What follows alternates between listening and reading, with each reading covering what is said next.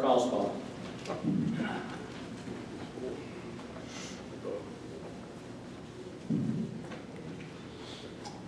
Thank you. 4 minutes. 4 minutes. Okay. Thank you. As Mr. Buller indicated, the problem is not our Constitution. It is our Constitution right now that's the problem.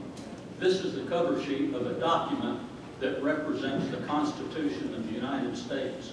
It's almost 3,000 pages long. It contains the analysis of Supreme Court decisions going back for a very long time, with most of it in the last 100 years. 3,000 pages or so. We are now ruled by case law and not what you think is the Constitution. You think about the Constitution as the 4-page document that's written on broadsheet together with the amendments. I do too. I wish that's what we were being ruled by. This is what's taught in schools as constitutional law. The only way to overcome this kind of thing is by amending the Constitution and throwing it out.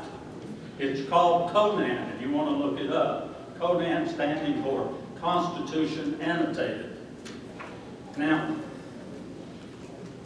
Article 5 says what it says. It's pretty straight. I hear from Mr. Moore that nobody is to be trusted. That our legislatures are not to be trusted. No one is to be trusted. Here's what the founders said about Article 5. It would be improper to require the consent of the national legislature because they may abuse their power and refuse their consent on that very account. That's George Mason at the Constitutional Convention. He went on to say, no amendments of the proper kind would ever be attained by the people if the government should become aggressive. Alexander Hamilton said, by the 5th article of the plan, we may safely rely on the disposition of the state legislatures to enact barriers against the encroachments of the national authority. The state legislatures are in charge, not the Supreme Court and not Congress, not the federal Congress.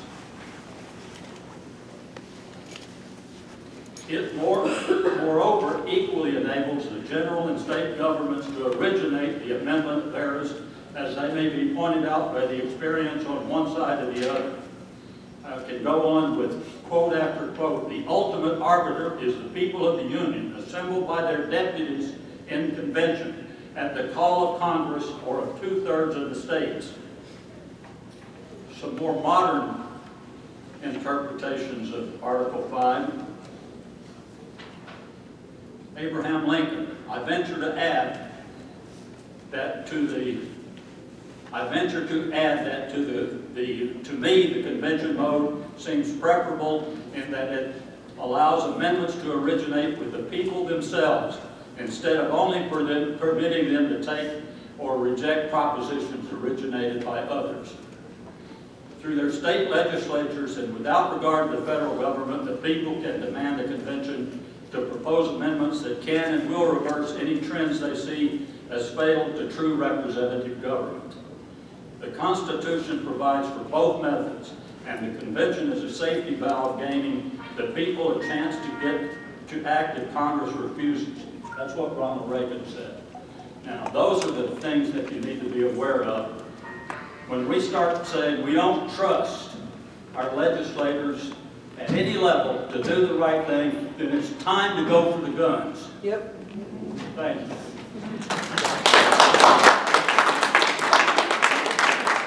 And now, rebuttal for the case for Mark Moore. 4 minutes. Or maybe it's time to leave a political party that has not done what you wanted them to do, and start one that does, as some of the Whigs did 150 years ago. That's how we got the Republican Party. So I'm not saying we go for the guns. There are other solutions. I wish we had time to discuss those other solutions tonight.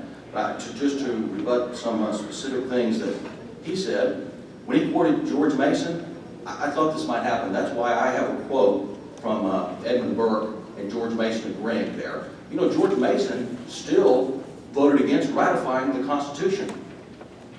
The changes made in Article 5 did not satisfy what he objected to. It made it sound a little closer, but he asked, the second to the last day, he said, hey guys, can we have another convention of the states with a general convention? Not in Article 5, but a process like they had before with convention of states, a true, real one, and a general convention to fix what I see are problems in this Constitution, such as no Bill of Rights at that time. And they told him, no, this is it. We're going to vote on this one or nothing. And so he voted against it. So you can't say that George Mason thought Article 5 was going to be a solution to anything. And George Mason was one of the smartest. He was one of the ones that turned out to be right about what kind of government we wind up with. So, yeah, I don't see that. I think he's leaving off some more choices as far as shrug shoulders, inside solutions, more elections. I'm advocating doing them differently. Don't outsource the job of representing you to a party controlled by Washington that has no intention of doing what you want it to do. Or Article 5 convention. So, and these quotes from the founders, I mean, they're good quotes, but does today's ruling class care what the founders thought about anything? No. Guys, it doesn't matter what's in the sales brochures. It doesn't matter what the founding fathers said. What matters, if anything matters, it's what's in the text of Article 5. And there's nothing in Article 5 about the states being in control of this thing. Nothing. The Convention of States is not even in Article 5. Please, look at the text. Don't listen to salesmen. Look at the contract that he wants you to sign. See what that says. One sentence in a written contract is worth 1,000 verbal assurances and 1,000 sales brochures. I know, I negotiate for a living. Do I have any more time? 1.5 minutes, okay.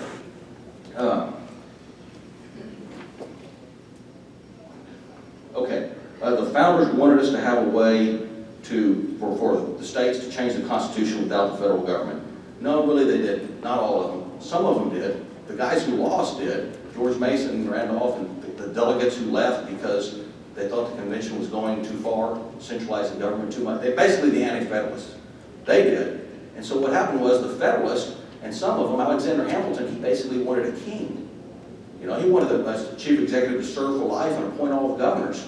So no, not all of them wanted the states to have a way to change the Constitution. Some of them wanted a very strong national government. And so Article 5 was their attempt to pretend like they were compromising. But George Mason was not fooled. He knew this thing, it still gives, ultimately everything has to go through Congress. So what happens if Congress is rotten? Well, you see the decision flow chart we handed out before. If Congress is rotten, what you do is you replace most of them. That's what you do. You don't give them more rules to follow because they don't care about the rules.